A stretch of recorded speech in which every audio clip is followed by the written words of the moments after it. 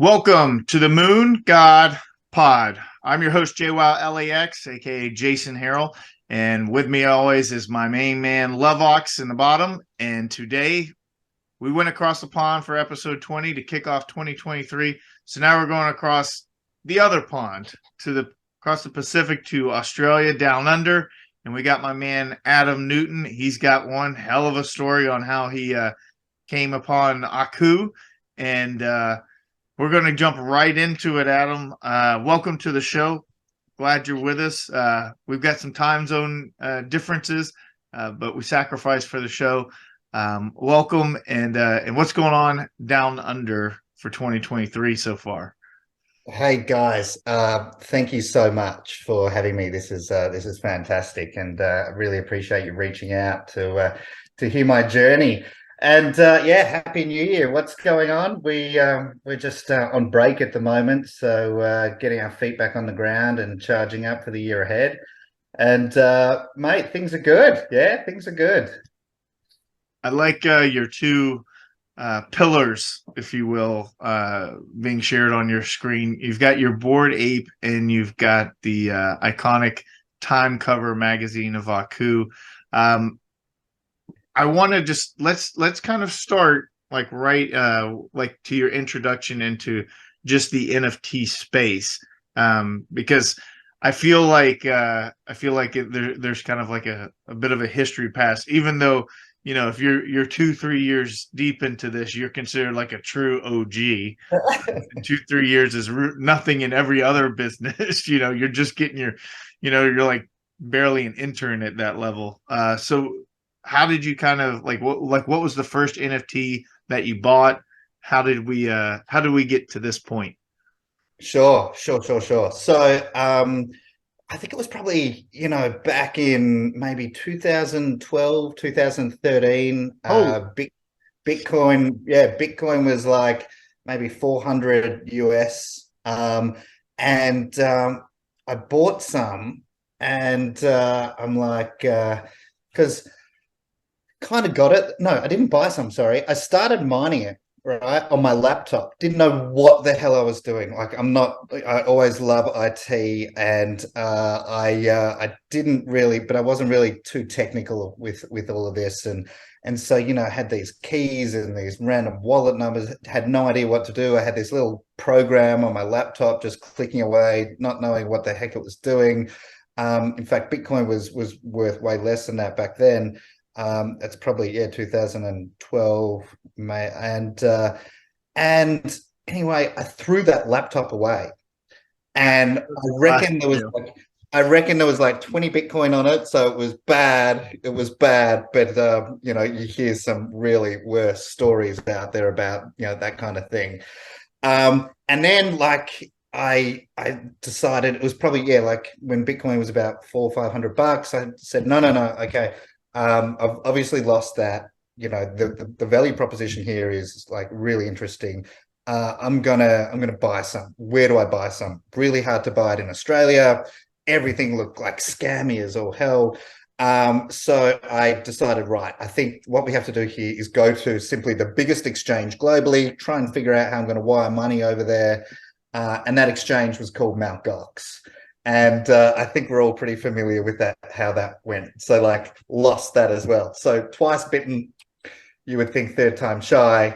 I think it was in late 2017, 2018. I was connecting with a really close friend of mine who was living in San Francisco, in a house full of tech guys, and they are like going hard on ICO booms, and so I'm learning a little bit more about where things have kind of progressed. And I think I was a little bit more mature in the way in which I approached investing, and I was kind of doing a lot of research, and I thought, right, let's give this crypto blockchain stuff another go. And let's make things have progressed here in Australia, where there were kind of trusted kind of parties that you could rely upon that had uh, a good amount of liquidity, where it's like, if everything was looking bad, how do we get out quickly? not get stuck. And so took a more disciplined approach and started investing in a whole range of ICOs. And some worked well, some were scams, some didn't go so good. And so that was like late 2017, 2018. There was a pretty big crash. I went from looking really smart to really silly, and also along that, but regardless of, I think, the performance of some of those things, which at one point in time was shocking, I was still kind of allocating capital to the area and took a really diversified approach because it was really hard to figure out how this was all playing out and what would hang around and what wouldn't. But gaming was a pretty an element of this crypto industry that kind of made sense to me, like digital ownership and digital assets. This is like one of the kind of the things that we've kind of invented here through using this technology, and that it's a small thing but really important. We've kind of always had digital property.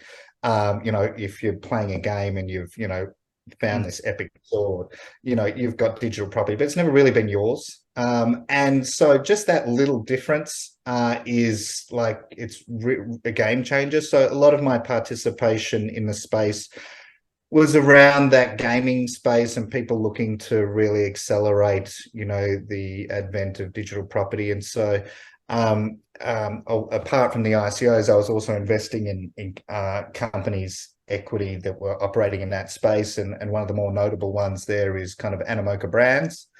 And through that, there were some connections to various other projects that they were involved in and continue to support their kind of journey. And so it was the gaming space, getting back to your question, that kind of got me exposure to NFTs. Animoca were developing some games themselves or involved in other projects, and I'm having a play around in these things. And they were super clunky, and you would pay more. And some of these things were play to earn, but you would pay more in gas just to get the game going than you could potentially ever earn in that game at that point in time, because gas was just so high. And again, I was buying. So one of them was kind of Delta F1, which was this kind of car Formula One game, and actually, that was pretty. That was a big deal at the time, because some of those NFTs in that game that were minted were fetching the highest price in NFTs, I think, in history at that point. And I think Metakovan was famously one of the guys that bought some really important assets there, and broke some records. And so, it was playing around on that game, I think, that was probably my first introduction to NFTs, but it wasn't working that great. When you say records, because this is we're 20 episodes in, and me personally, like, I've been really kind of in this space for over 2 years now, but you're kind of saying things that like are very new to me. So when you say like break records, like I can think of like in NBA Top Shot days, like early on.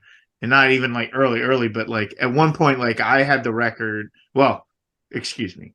Me and LoveVox had the record for the highest sale, like on NBA Top Shot, like for one moment. Not, at that time, that was like when Banksy first came out with like the John Morant sale, and I think like a LeBron Cosmic or something like that. But one of the moments that we sold was for like $8,000, and then of course, like during the rush, it went up to like 80,000. So what kind of records are we talking about? Like, what kind of levels are we talking about for what you just mentioned? I'm just trying to fact check this. I've actually never spoken about this topic in this kind of detail, but I think we're talking 2019, and I think we're talking a few $100,000 here. Oh wow! Because like punks in 2019 are nothing really, right? Yeah.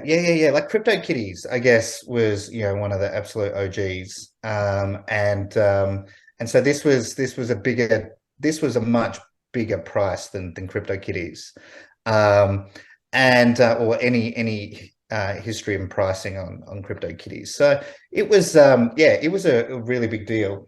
And so and I was these were ultra rare Formula One cars, like a one of So you one. only had like 6 or 7. Got it. Yeah. So I had the like super common, clapped out things that could barely win a race kind of thing. And but it was fun. But again, it was something that I enjoyed doing.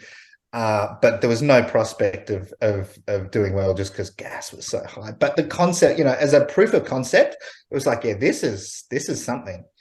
And so, that I think was my first real experience of NFTs. Yeah, that was me on OpenSea, spending 20, 30, 50, $100 here and there, buying these things. No one understood it. And that's the other thing, like my family, my friends are not in this space. So I try and have these conversations with them and they're like, well, what are you doing? What?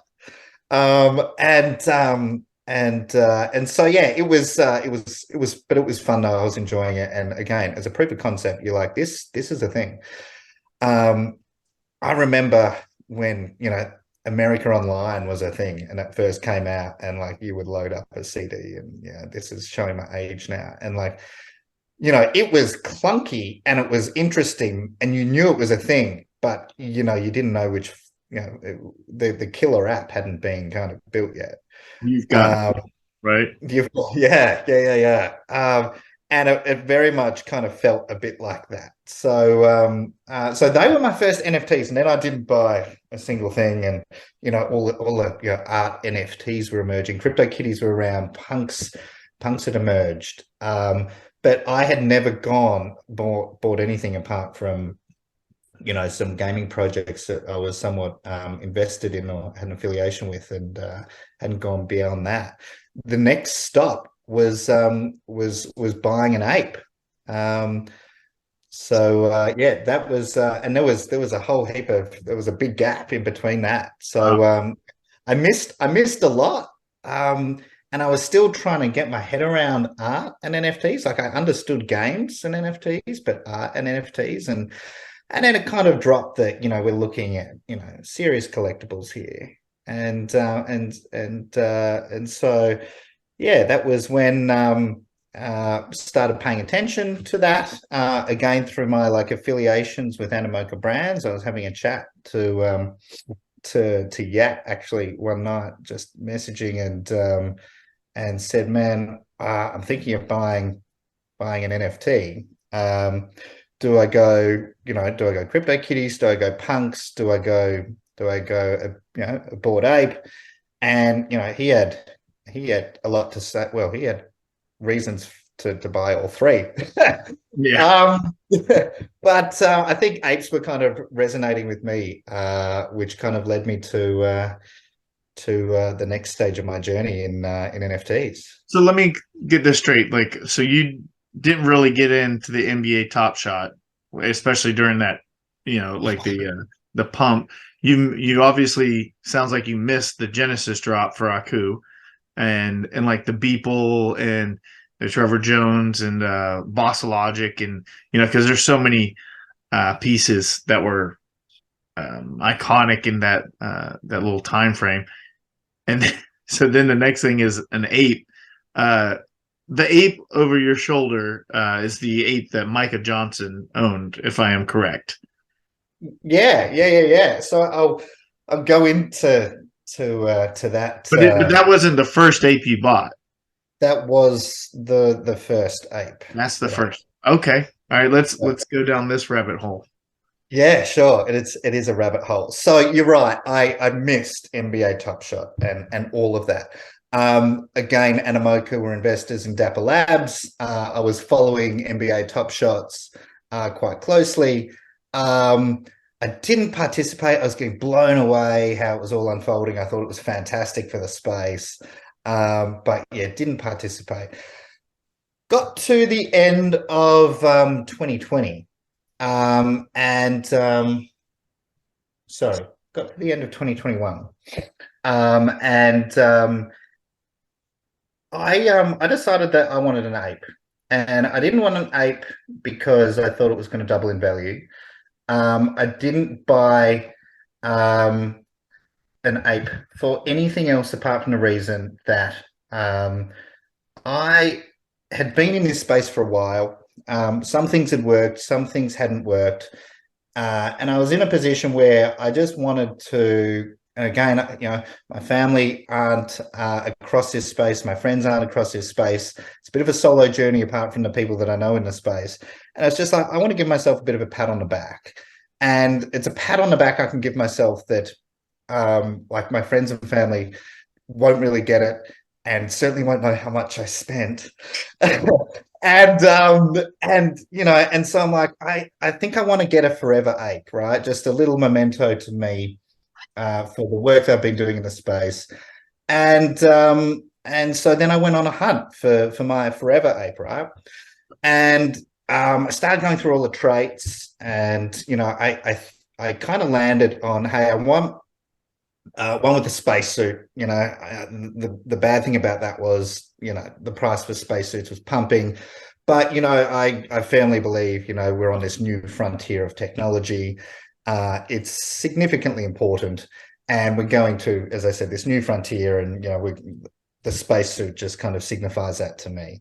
And then I wanted something like just obnoxiously branded BAYC. So the hat with BAYC was or similar, was important to me. And so landed on this cool looking ape in a spacesuit with a hat. And I'm just like, love the background too. It just kind of all worked nicely. And I'm like, this is my ape, I think. And so I'm looking at this thing on OpenSea, and it's listed for sale. And fortunately, there was like a little identifier on who owned it, and it kind of had the wallet name there, Micah Johnson. And I'm like, who's Micah Johnson? And so this is late December. This is a Christmas present to myself, late December 2001. And so I start Googling who Micah Johnson is, and quickly find out that I was getting pretty certain that the Micah Johnson that owned this ape was probably the same Micah Johnson that I'm reading about here, that's pretty immersed in Web3, who's created this incredible character, Aku, after hearing his nephew ask, can black people go to space and be astronauts? And I'm just like, this, and Aku was born out of that, with this message of empowering youth and equality, and giving young kids hope and ambition to go out and chase their dreams. I'm like, man, this is a cool project. And then, hearing about Micah's background of, dedicating himself to professional sport, which in itself is just an epic feat. And it's like, this guy is so disciplined and so passionate about the things that he does. What a fantastic project. So that aside, I'm like, okay, first things first. Let's go back to the forever ape. Let's reach out and just see whether this is the Micah Johnson that owns this ape, because I'd never bought anything of this value on OpenSea before. What were we looking at the price tag? What do you have it listed at? It's all on the blockchain, so it is, and that's the beauty of the technology, right? So it was 120 ETH at the time, and I think ETH was at about 4K or something like that. It was sickening.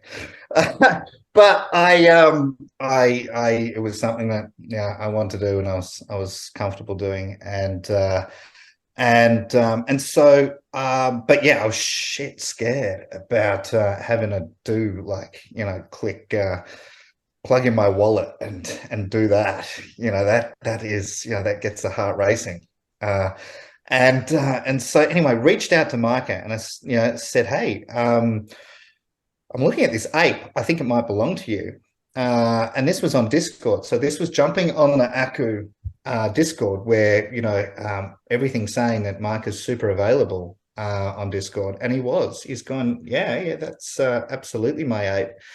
And during that process as well, I'd started like looking at all the chapters, thinking, "Gosh, this has been going for a while now, a few months now," and looking at these beautiful, beautiful chapters and seeing that this ape had kind of appeared in the chapters too, and so I reached out to Micah and just said, "Hey, is this your ape? And is this the ape that's in some of your chapters? And all of that. And I would love to have a chat because I'm thinking of buying your ape." And he's gone, "Love to chat." Didn't realize I had it listed actually. No, I'm like, oh shit, maybe he doesn't want to sell it. Like I don't, yeah. So let's kind of talk about that too. He could have lost it if he didn't know it was for sale. It was listed there. So anyway, reached out to Micah, and we had a great chat. And he told me about the ape and how he incorporated some of his work, and how he kind of said that the ape's name is Leonard, and he's appeared in these chapters, and he shot me some screenshots of kind of other work and 3D kind of modeling and rendering that they'd done with it.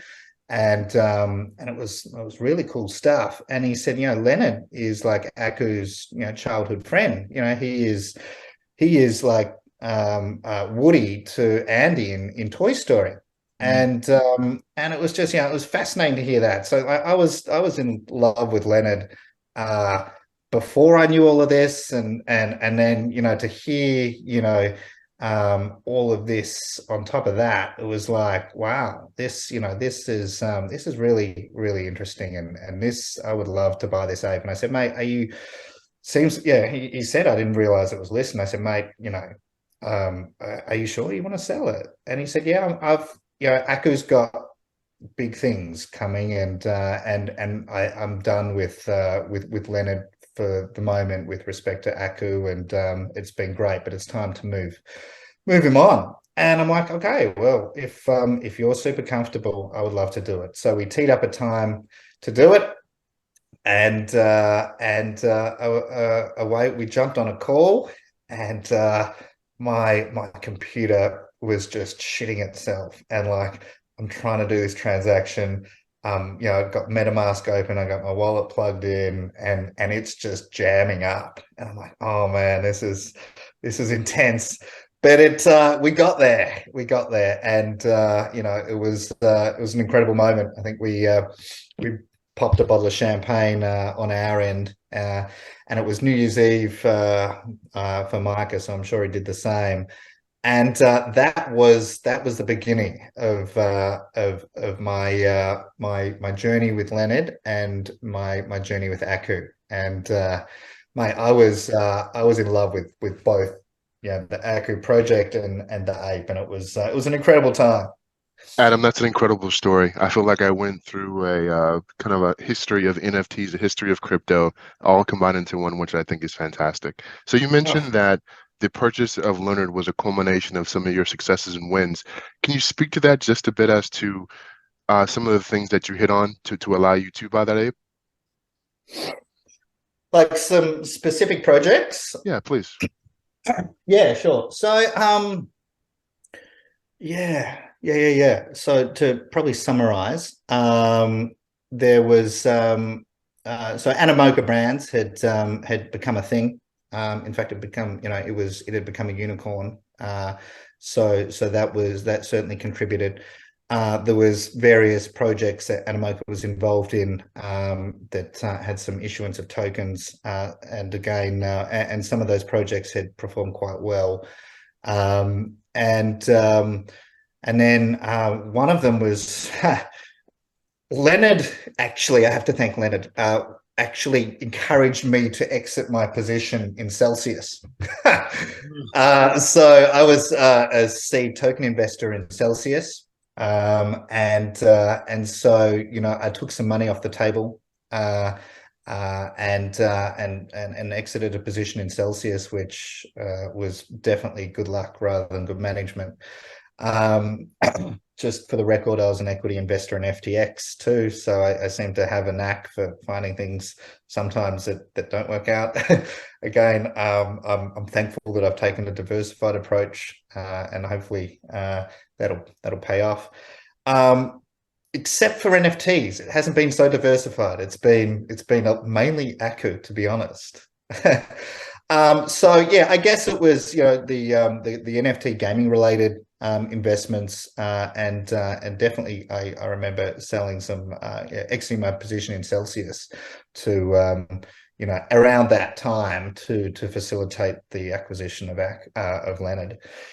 So yeah, that's kind of some of the things that contributed to it for sure. On top of that, and I was talking this through with Micah when we first connected. I still super big believer in Bitcoin, and it had been an incredible run for Bitcoin around that time, and also was pretty passionate about sustainable Bitcoin mining, and was involved in business that had been very active in that regard, and still big advocates of Bitcoin and Bitcoin mining as part of the emergence of this industry. So so that contributed as well. But was talking through some of that with Micah too, and he was he was resonating with I guess my approach to things, and shared some of these stories with him as well. So it was so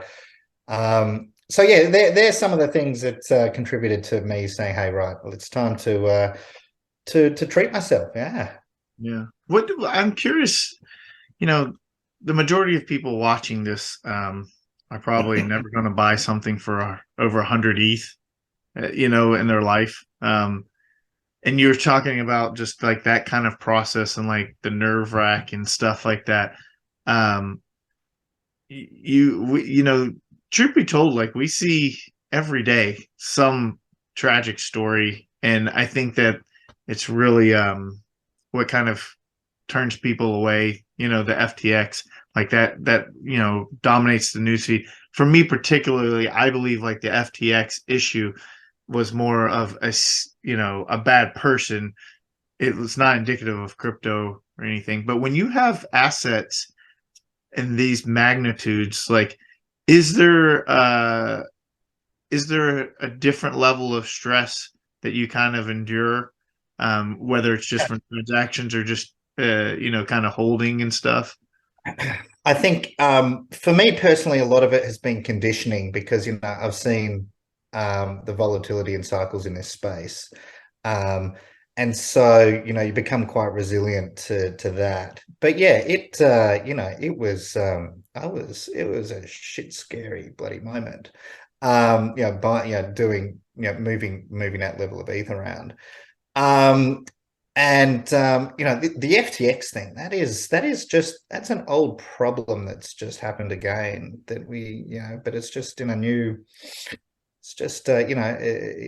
history doesn't repeat, it rhymes. This is a people problem. This isn't an issue with the technology. And so this was just bad systems and practices, and bad governance, and potentially bad actors. In fact, I think that's I'm never quick to judge, but and I'm sure it'll all come out. But I will be optimistic and say unintentional wrongdoing.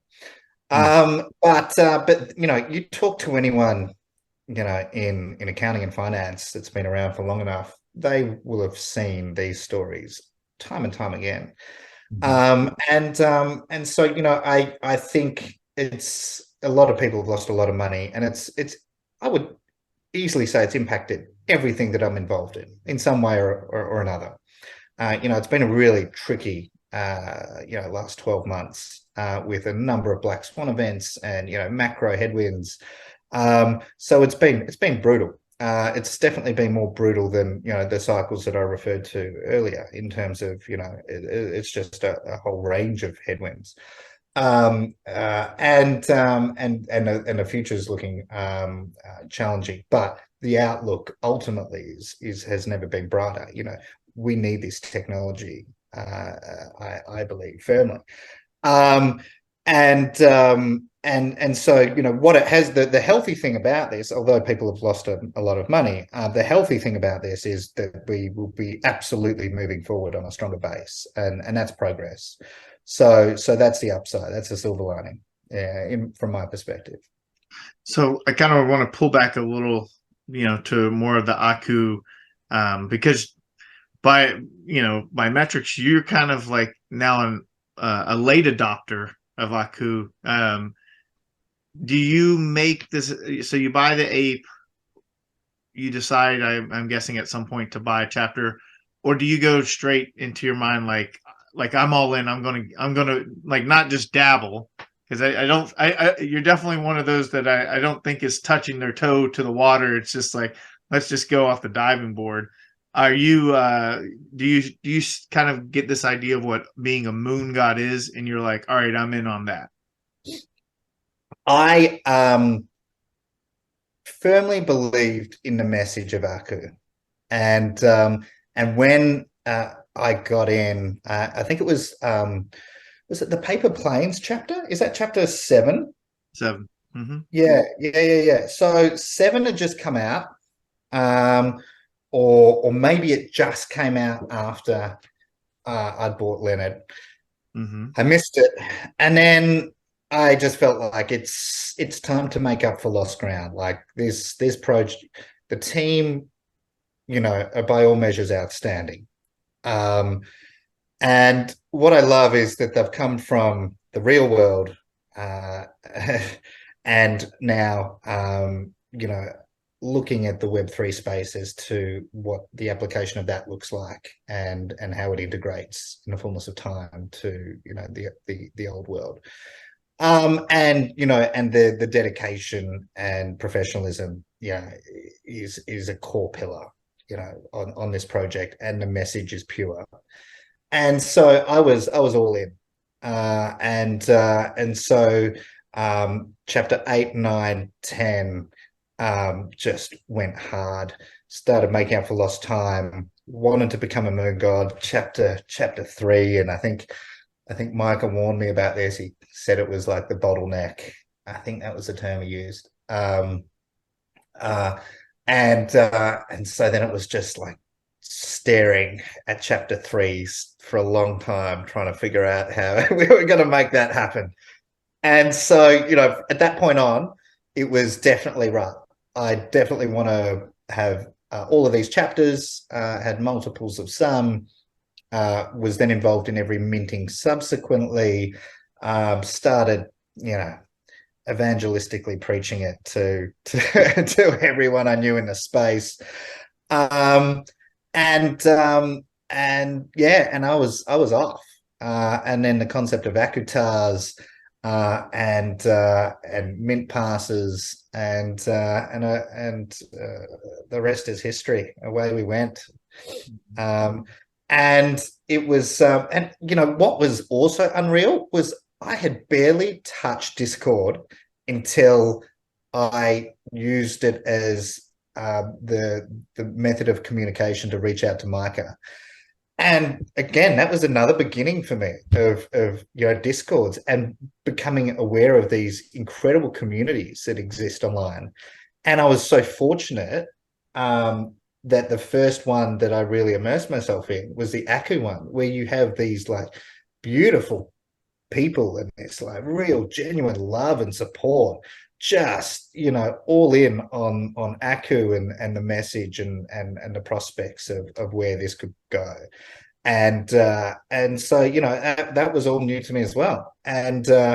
And so, it wasn't just a matter of buying the chapters. It was, learning about this community, and learning to know some of the people. And if I had any questions or needed any help, that, they were just always there in such a prompt and professional manner to solve any issue that I had.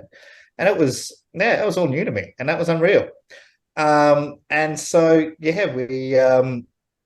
we just started collecting chapters, and the eye on the prize was Moon God and Akutars, and How many beyond. eventually did you get Moon God before the Aku drop? Yeah. So I only got one chapter 3. Ah, okay. I think like It I was think I had running like up there for a while. 10 chapter 9s and 10 chapter 10s, but I think I had no more than 3. Well, I had at least 3 of everything apart from chapter 3, and I didn't have it in me to go hard go harder than that. Subsequently, now, like maybe you can complete some of those the sets. Yeah, I prefer to leave it to someone else. In terms of, I think I would love the opportunity as it presents itself now to be taken up by new people. Adam, you Mhm. mentioned that the message of Aku was kind of what drew you in, and you became the evangelist for all things Aku. How was that message? It's kind of a two-part question. How was that Mm. message received from crypto native folks, and how is that message received from folks who don't know what an NFT is, but really, hey, what is that? What is that again? How does that work? How do I get Yeah. a part of that? How does that work exactly? So I think I converted a good number of both of those camps. Um, and it's super interesting because those that know nothing about it just resonate with this story. And the prospect of Aku becoming an important character in culture.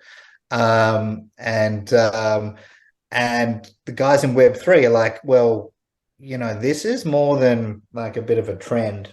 This is a pretty um, well developing project that has a really, as I said, pure and important message with a qualified team.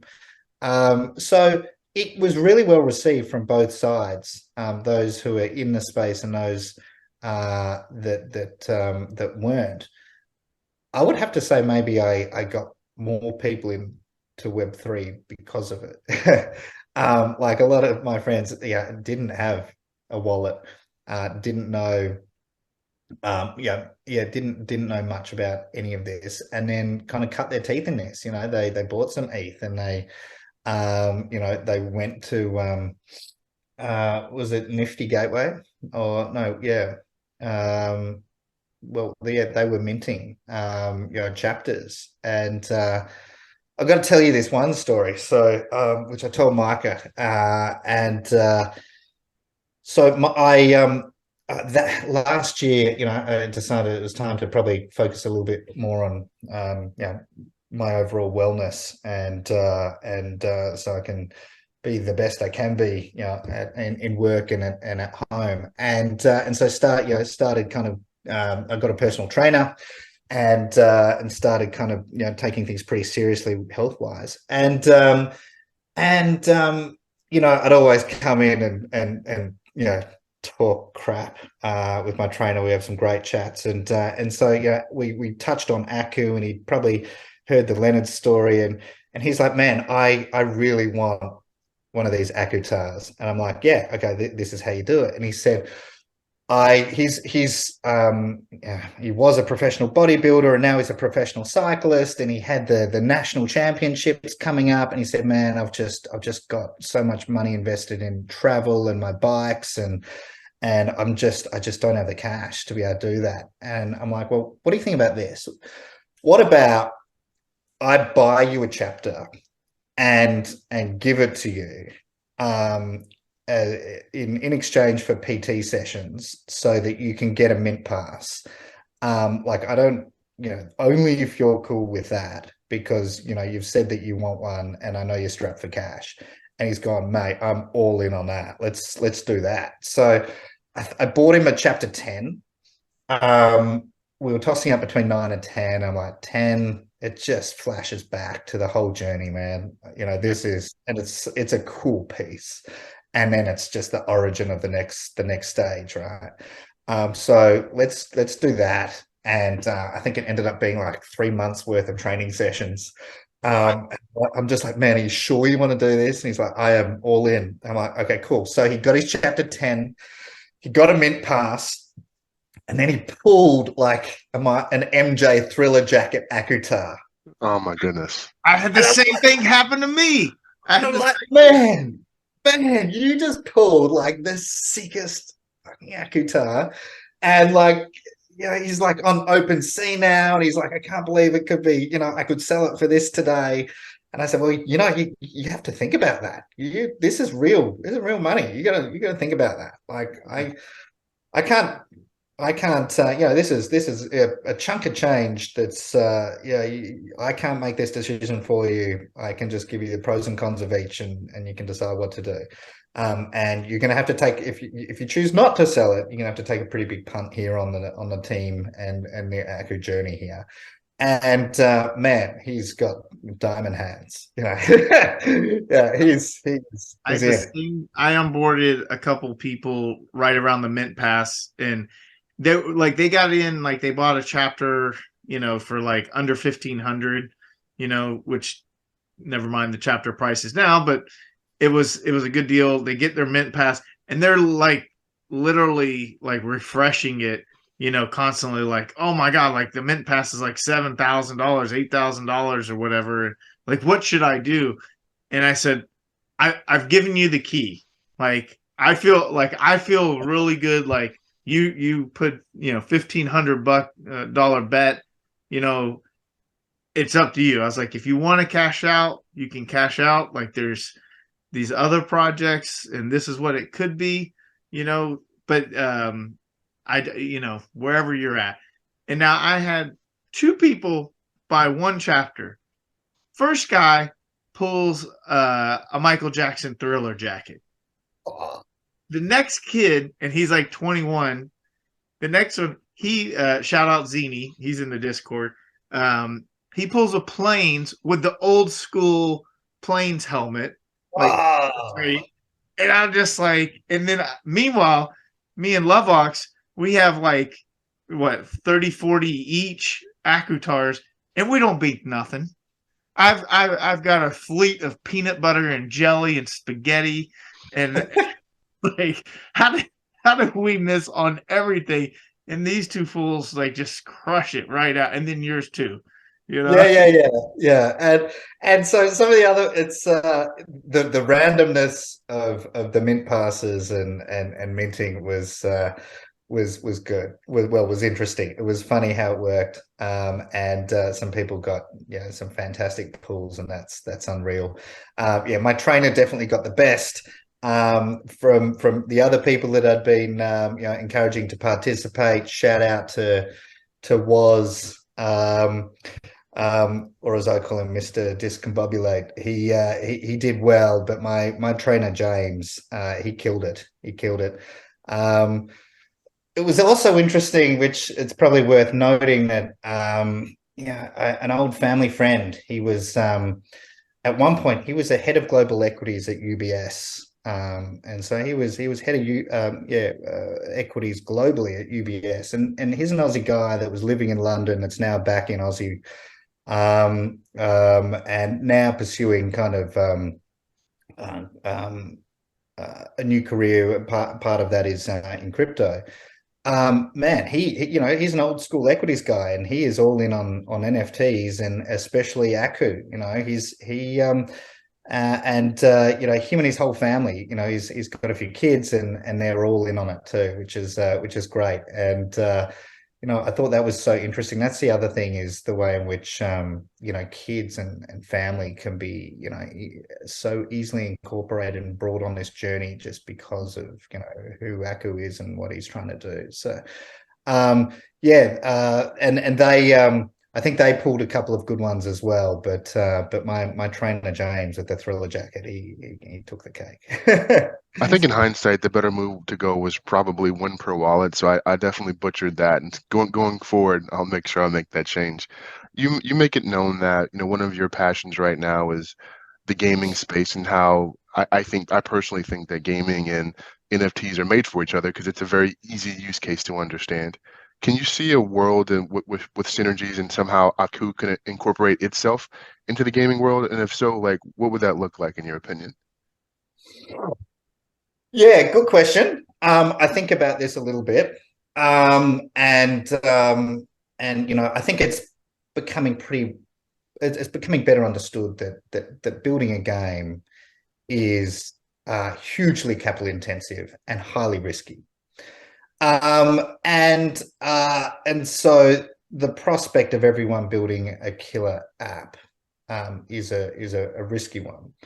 And you'd never want to sacrifice Aku's potential just trying to make a game work. And I think the way that the team has approached the potential of including Aku into gaming is a pretty clever one, a pretty and mitigates a whole lot of risk. And that is let's build them out. I don't need to tell you guys this, but maybe there's people out there that don't know, to build them out, in Unreal Engine. So that they can potentially be dropped into a gaming environment, quicker than had they not been done this. And I think is super compelling when you're going to talk to maybe some of the big wigs that that's their thing. They build games and they've got the capital to do that. And so how it plays out in the future, I can only speculate. But would I want myself to be, and my kids to be represented as an Akutar in a gaming environment that was at an ultra high level? Yeah, absolutely. So if we're talking about dropping it into Fortnite, my kids are too young for Fortnite. I don't want to play shoot 'em ups just yet. But to run around as an Akutar, in a high level game like that, I'm totally down for that.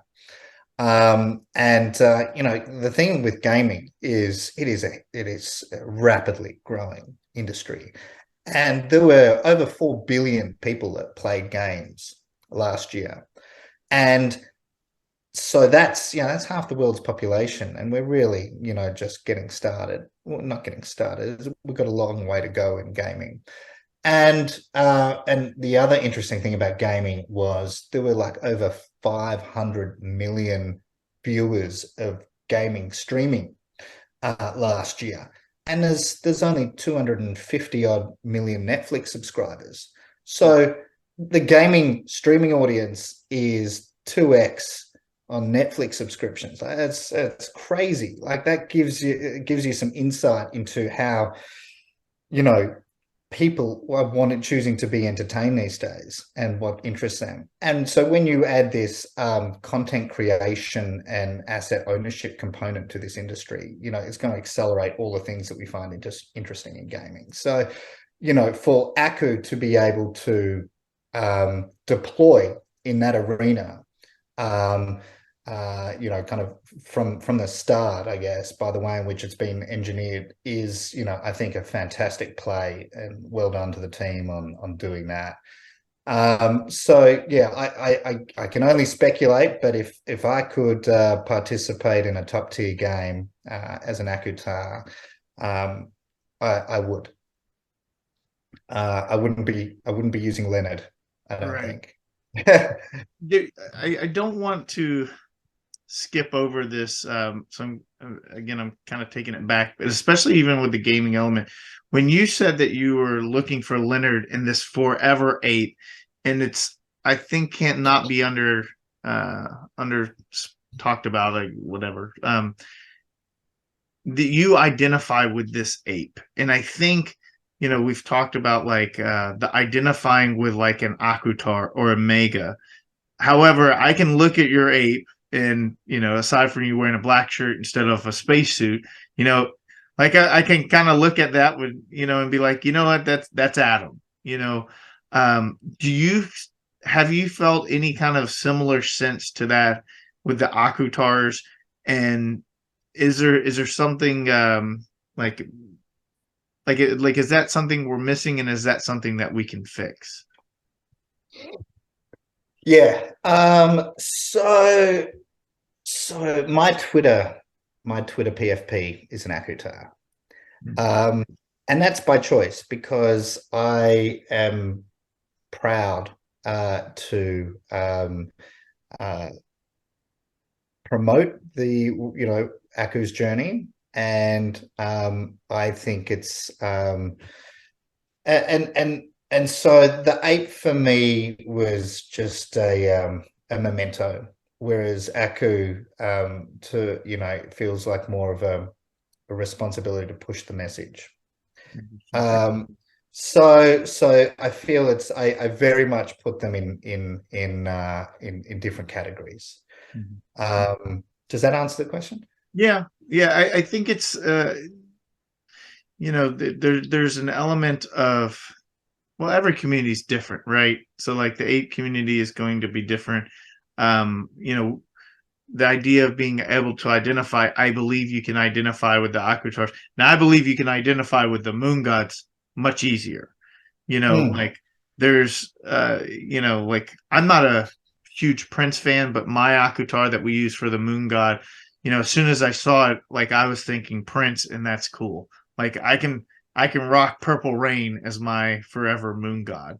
Yes. My friend Dan, when he just bought his mega, right before Christmas, there were traits, and he was like, "Oh, I really like that." He's looking at buying, like a homemade box, Akutar, and he's a former wrestler and fighter, so when he sees the red boxing glove with the homemade, he's like, "Oh," like, so there are elements. It's just something that I think going forward we'll have to kind of see, but that identifying, and maybe with this burn coming up and like different traits and things, like you just never know what's gonna come. So in that moment, I can see like how it's much easier to have a forever ape that you truly identify with than an Akutar, but that's not to say that we don't get there down the road, Yeah, absolutely. In terms of like resonating with any particular Akutar, like I've got two mega Akutars. One's pretty serious, and the other one's pretty chill, and that's the one that I choose to have as kind of my PFP, and I resonate with that. It's clearly a moon god Akutar, but it's like he's looking pretty chill, and so it's serious but casual. What I actually did was, after the mint, was print out like a big collage of all of the Akutars that we had, and said to the family, right, pick out one that speaks to you. And so my two boys, they picked out ones that they loved, and they picked out one for their baby sister, which is super cute. And then there was this beautiful Who Decides War one that we got, and it was like super feminine and just really nice and elegant. And my wife was kind of drawn to that, and I'm like, absolutely. And then it was my dad's birthday in and I'm like, I'm gonna give one to Dad. And so I said, hey, which one do you want? And he picked out my mega. I kind of said, hey, that's Fine. I was like, anyone but that one. And so he chose, like, the space helmet with the galaxies, and it's super chill. And so I sent him the instructions. I didn't want to help him too much. Sent him the instructions on how to set up a wallet, and he set up a wallet, and he sent me his address, and I sent it to him. He's 75, and so now he's loving showing off his his Akutar, and pulls up the price on OpenSea. He said, "Oh, have you seen the floor prices is today?" So it's been awesome to be able to kind of get him on board. Because he hasn't really come on board for the crypto and Web3 kind of stuff that I've been on, like super supportive, but hasn't participated in it. He's pretty old school and needs to touch and feel things. So it was awesome to get the whole family in on it, and and to do people. Yeah, and people can, I feel, really resonate with individual Akutars and go, hey, this one's cool. This is the one. This is the forever Aku for me, kind of thing. Well, Adam, of course, we could probably go on for another 2 or 3 hours. We're gonna need to start kind of wrapping it up, but as always, we always have my interesting, insightful question, and then the tag question. So first, we usually ask people where they want to travel. But one thing that I know about Australia is it is the deadliest planet. It's the deadliest continent in the world, with unique array of alien-esque animals that are unseen anywhere in the world. So the question for the panel today is, what is the craziest animal you've ever seen in person, and what's an animal that you want to see that you haven't seen yet? In Australia or globally? Wherever, like, but you've seen it, like you've been in the same room as it, like, because I'll tell you right now, I've seen pictures of the camel spider, and I don't want to cross paths with that. You know, like I'm good. And then for me, the coolest animal I think that I've ever seen in person, it's really tough for me, but like the sheer size of a polar bear, and then like when they jump in and like they're swimming in the water, and how like that's a really cool experience. But now one that I've actually touched would be like those huge manta rays, like that like in swimming with them and seeing them, like they look very alien to me. So that's me. You, sir? Yeah, absolutely. I think the most incredible animal that I've been in the presence of was whale sharks off the coast of Mexico, and swimming with them. Like, that was incredible.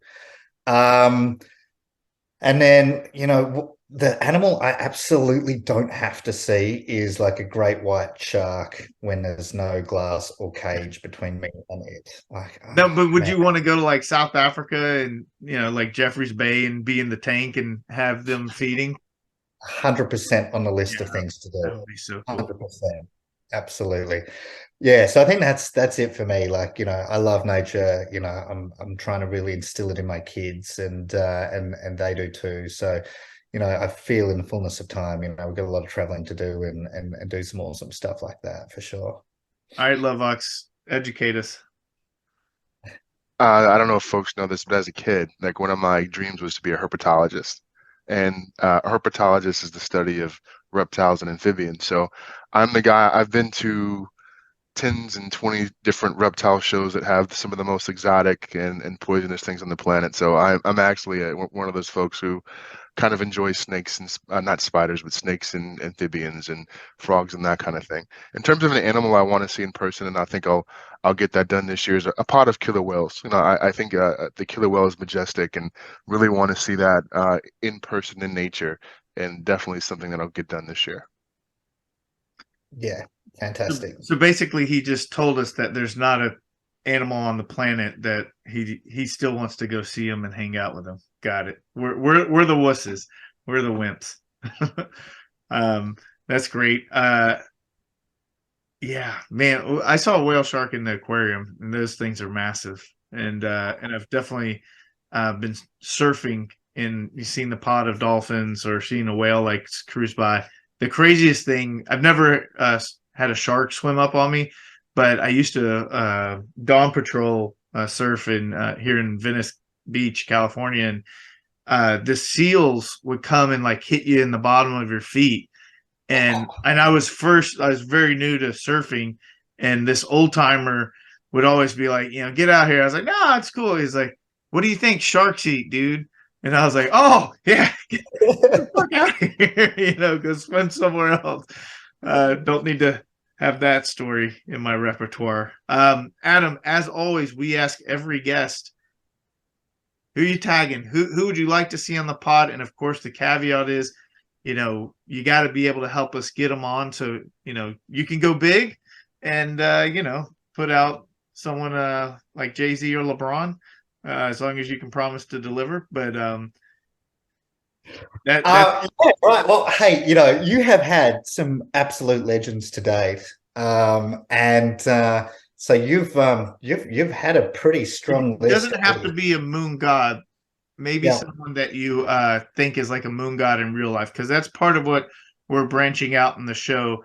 To that way we can kind of spread the word of Aku, but also there's people that encompass what Aku is and have that story that we definitely want to start sharing as well. Yeah. So I certainly can't deliver this, but I would love to. There are some big names that Micah has encouraged and successfully, or to support him, and so I would love to see LeBron on here, man. I hope that happens. It would be great. I'm sure it'll happen, but can't wait to see you guys kind of interview Micah and have him on here.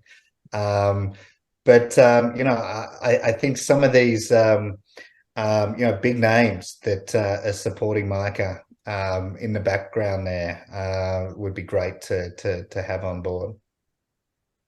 You still got to pick one. Like LeBron's great, but somebody that that like you can at least you're in contact with, that you could say, hey bro, like do this show. Yeah. Necessarily will do it, but we need your contact. Oh, I'll get back to you. I'm sorry. I'll get back to you. See, he's avoiding the accountability. He knows he knows if it gets. I now and then chat to Yat just on WhatsApp. Yatsu from Animoca Brands. He is setting himself up to really be one of the clear pioneers in Web3 and the emergence of digital property rights. And so Yat has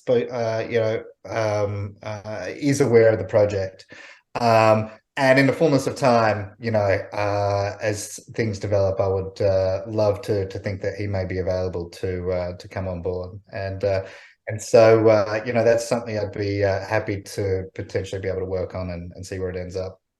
Perfect. Well, man, it's been awesome. JwowLax, closing thoughts. Adam, thanks again for your time. It's been really refreshing to hear your story and just the passion you had in onboarding people. I think it's something that I personally lose sight of, and I really appreciate you bringing it back to light. It's been absolutely my pleasure, and yeah, thanks for reaching out and having a great chat, and look forward to looking at the rest of your podcast. Love your work, and we'll look forward to catching up soon. Perfect. So for JwowLax, I'm JwowLax. Thanks so much, Adam, for jumping on the pod. So to all our friends stateside and down under and all over the world that are viewing, don't forget, like, comment, share. We spread the Aku word and the movement only through your guys' support, and we'll keep bringing the content. If you guys keep showing up and watching, I'll probably still do the content, even if not everybody shows up. But it's been a pleasure, and we will see you next time.